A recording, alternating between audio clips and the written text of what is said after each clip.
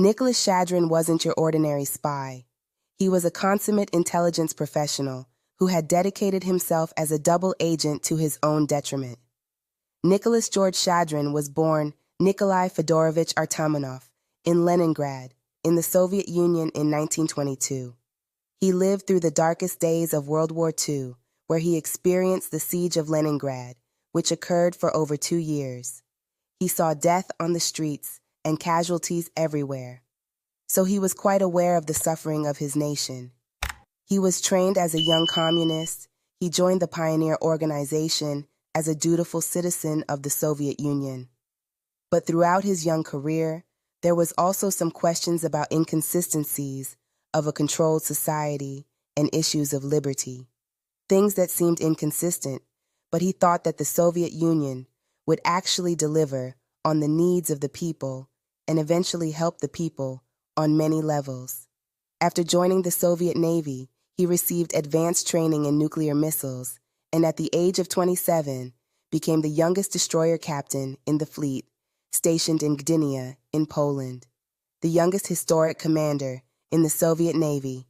He was a rising star and was recognized as such. As a rising star, he would also find himself being handpicked to conduct training missions in foreign areas. He found himself to be quite gifted as an officer, and he rose quite quickly through the ranks. Whilst in Poland, training Indonesian naval officers in 1959, he fell in love with a Polish woman, Eva Gora.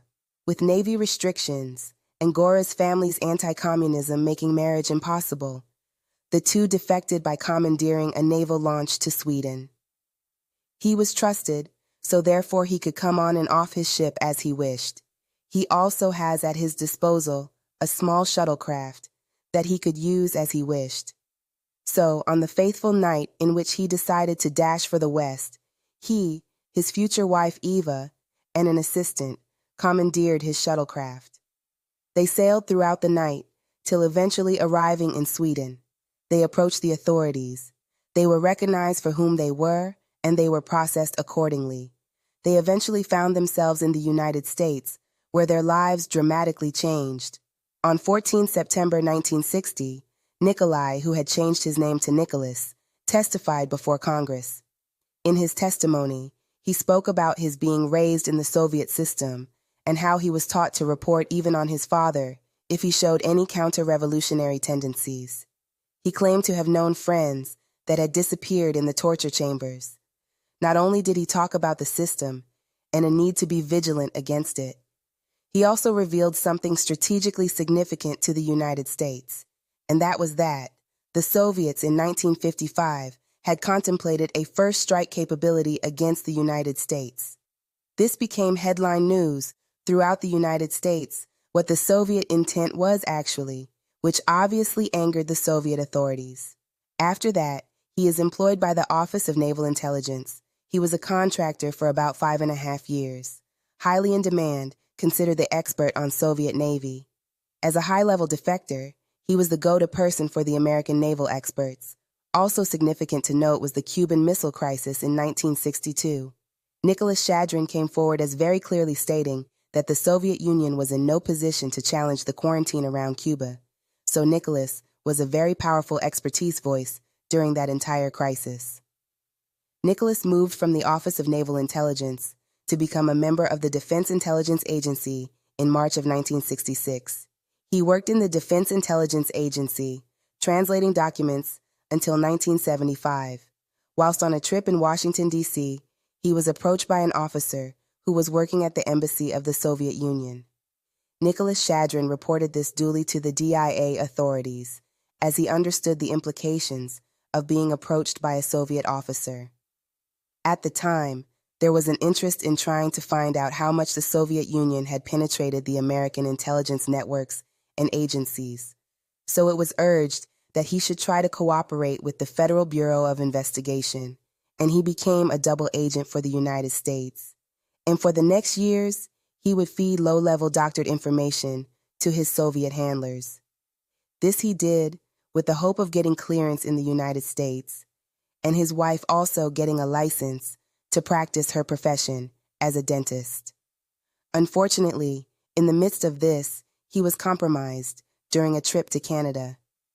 A member of the Royal Canadian Mounted Police had noted that Nicholas would be coming up to Canada for a visit, and that indeed he was actually an officer within the United States intelligence network, and that he was working the double agent role. This was relayed to Moscow, and for the next several years, they would buy their time to see how they could possibly set him up. The DIA, however, didn't expect an immediate abduction or otherwise. Obviously, the Americans did not know that he had been compromised, but the Soviets had tracked him and would continue to track him.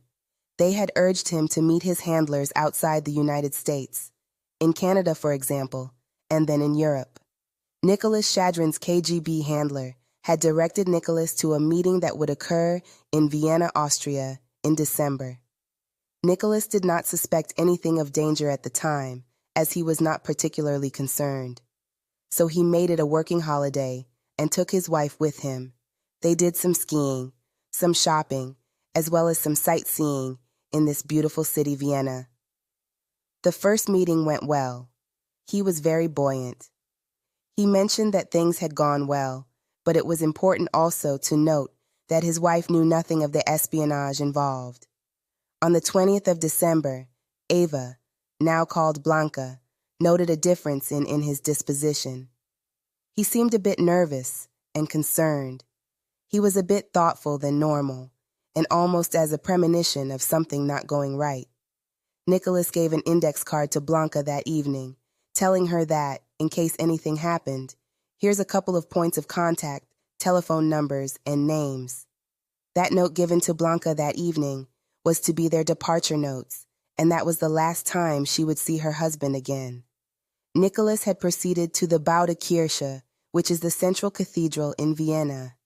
He would be abducted by the KGB agents who were supposed to be his handlers. He struggled to try to escape.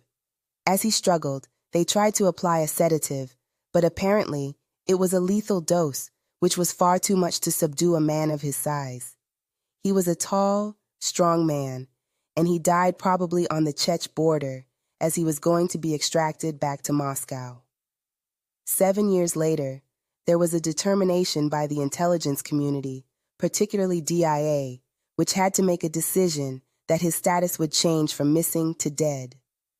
On the 31st of October 2019, an official ceremony was convened with the presence of Blanca Shadrin. Blanca Shadrin was duly honored for the memory of her husband as America's 27th fallen hero, and the director paid homage to Nicholas Shadrin, speaking of him as one of those who started a ripple that eventually would form into a wave that would sweep away the Soviet Union and the alleged totalitarian systems. There was a very poignant moment. At the end of that ceremony, she was consoled and thanked by numerous officials. Before departure, she reached into her purse, and in that purse was the index card that Nicholas Shadrin had given to her the night on which he disappeared. She gave the index card to one official and said if Nicholas was looking down from heaven, he would be very proud and very pleased of what's happening this day. Closure had come to this episode, and closure had come to Blanca Shadrin after so many years, where no one recognized his sacrifice. Nicholas Shadrin embodied all that we could ask of a professional that worked for DIA. He was on the front lines of espionage during the most difficult times of the Cold War. He had volunteered for hazardous duty that could end his life at any moment. He had shown the personal courage, sacrifice, intelligence, fortitude that could be considered as a hallmark of an individual who wished to provide the greatest excellence in defense of the nation.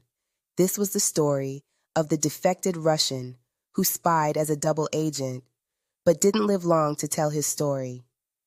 Kindly leave your comments in the comment section below, and thanks for tuning in. I will be back with the next broadcast. Good day.